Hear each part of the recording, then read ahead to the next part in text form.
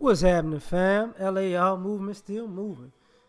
Book is entitled Lessons from a Non-Custodial Father at Amazon Kindle and Create Space. Link will be in the description box below as usual.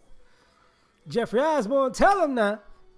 This video is entitled The Unraveling of Colonialism. Oh, yeah. Now, I got a message by, I don't know who sent it, but I know Edward was in it. So I don't know if you sent it, but or was Sonian. I don't know which one of y'all sent it, but I peeped it.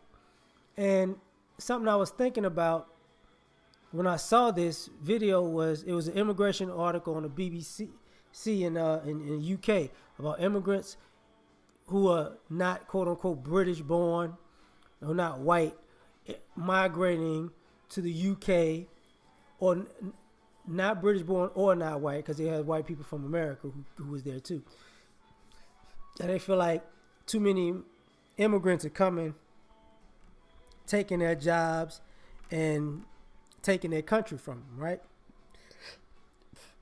Which is, part of the Make America Great Again slogan too.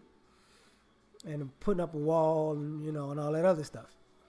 And I started thinking, I said, I think what people don't want to address is part of the issue why this country is in flux is because colonialism is unraveling. Because, what goes around comes around. So, like, people still think of this country as America as like, oh, it's a country that's built on lies, right? This country wasn't paid for; it was stolen. People killed people for this country. Like, it wasn't bartered for. It wasn't done by a fair deal. This country wasn't built by people who worked and got paid. No, this country was built off slave labor, murder, etc., etc. But ultimately, this country, Australia, some of South and Central America, was all parts of colonialism. And colonialism, as far as European colonialism, was pervasive through the world. So now it's looking like people aren't really feeling colonialism like that anymore. People don't care about it. People don't look at Europeans and Caucasians as the end all be all. Like, oh, what do we're going to follow the lead of the great white people. It's not like that anymore. And because that perception is dead, it's not like it's coming back. Like, people have completely lost faith that the white race, Europeans or Caucasians in general, know what they're doing. And I think it's unraveling colonialism in itself. People are speaking their own languages. Like, people are preserving what the culture that they have left. And I think, and you see people reverting back to old culture. Just as a person like myself, I'm seeing less crosses and more unks. That says something to me. I think people are putting down religion in that way. Some slowly but surely, but people are stepping further and further back from it. I see people not taking the high road anymore. As like Prime said, I tried to take the high road, but I don't know the address. I don't think the things that have historically been done to people with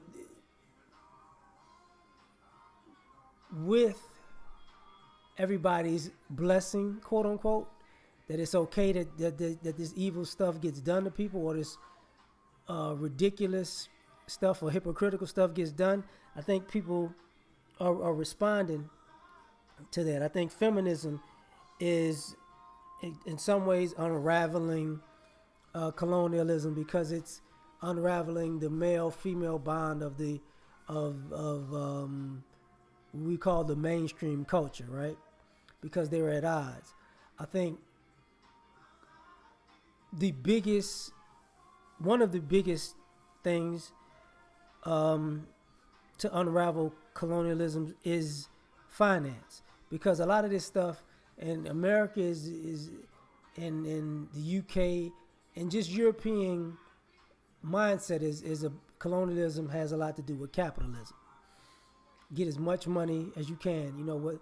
You could take somebody's stuff for free and sell it for a profit, or you can make somebody work dirt cheap for something on their land and then sell it for an astronomical price in another. And you came up. As a buy cheap, sell high. That type of thing.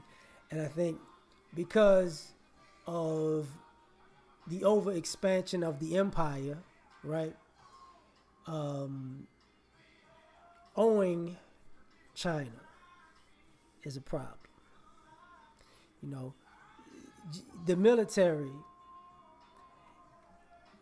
using the military as the watchdog of the world, that costs money. And what if people stop paying you, giving you money to float on to do this? Can you get out of debt? And because of the debt, I think that unravels colonialism, because you can't afford to be the big man on the block. Everybody looked at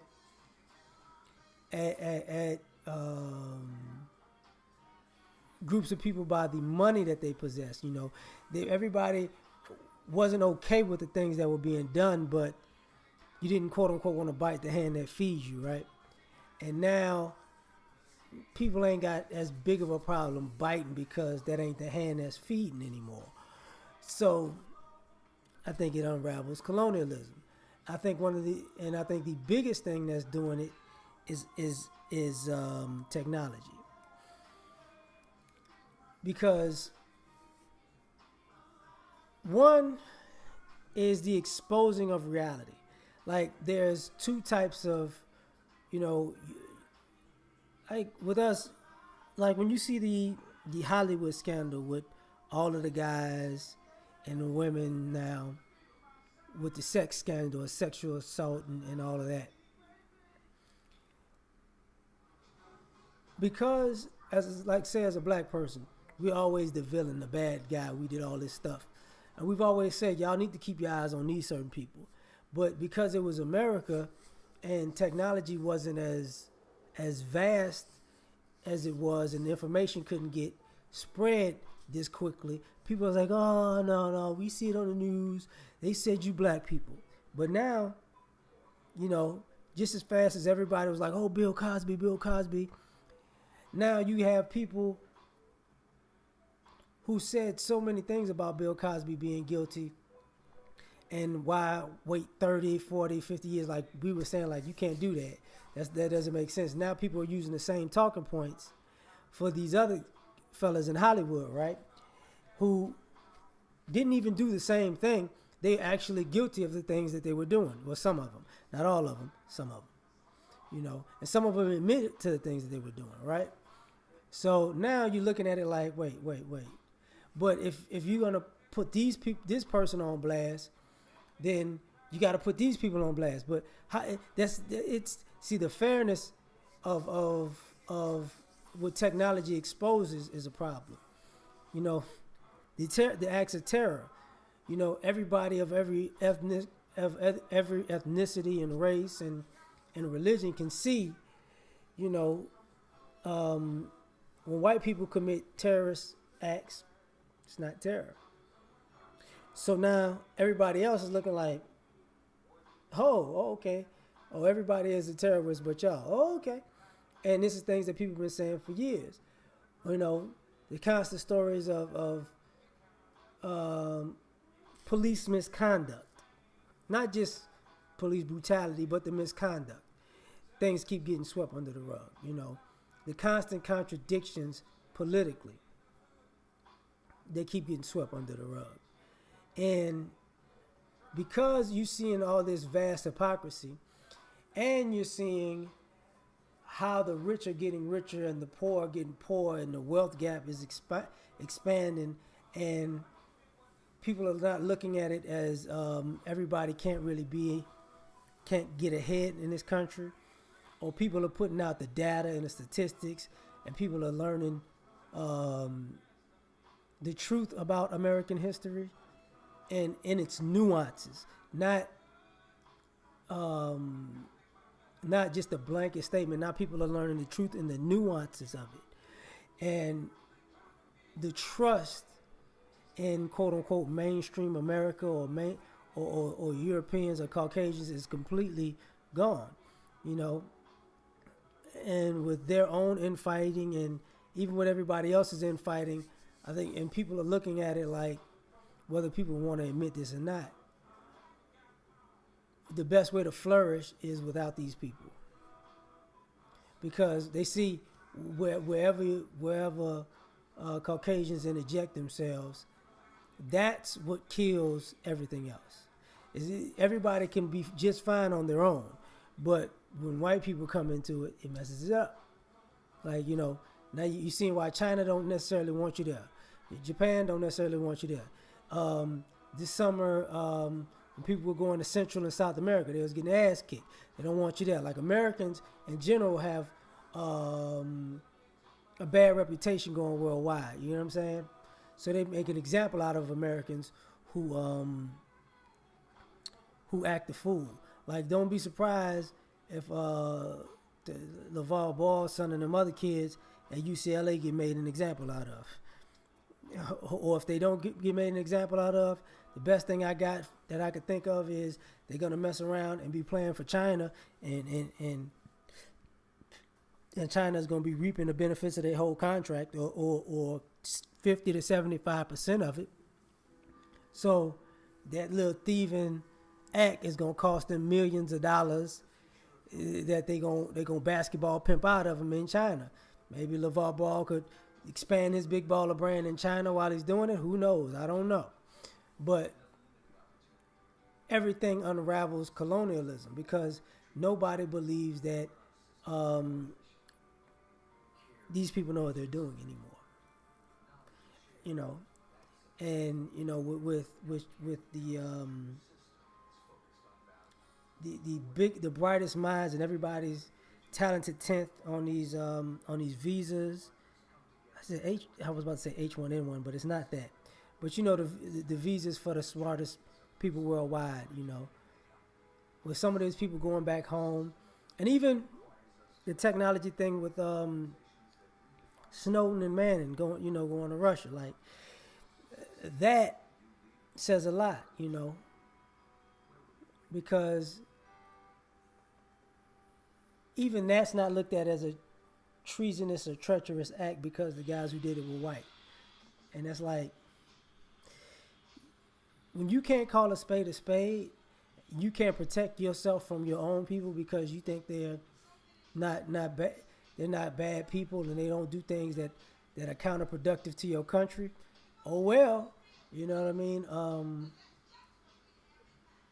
Same thing with I think it was another shooting today, like, and people are worldwide wondering, how are these people who are the richest group on the planet, who the biggest military, who oppress the most people worldwide, how are they losing their minds?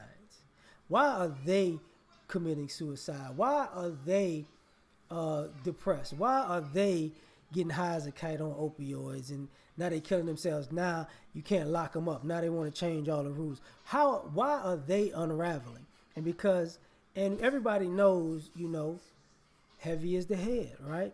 And especially a corrupt head that inherited, that took the crown on bad terms. So I think all of this is unraveling colonialism, and I think mentally, a lot of people can't handle it right now, and everybody else who's not really is indifferent. Like it is what it is. So you know, every every empire fell, and this one looked like it's about to fall, and people are losing their minds. It is what it is, though. Yeah.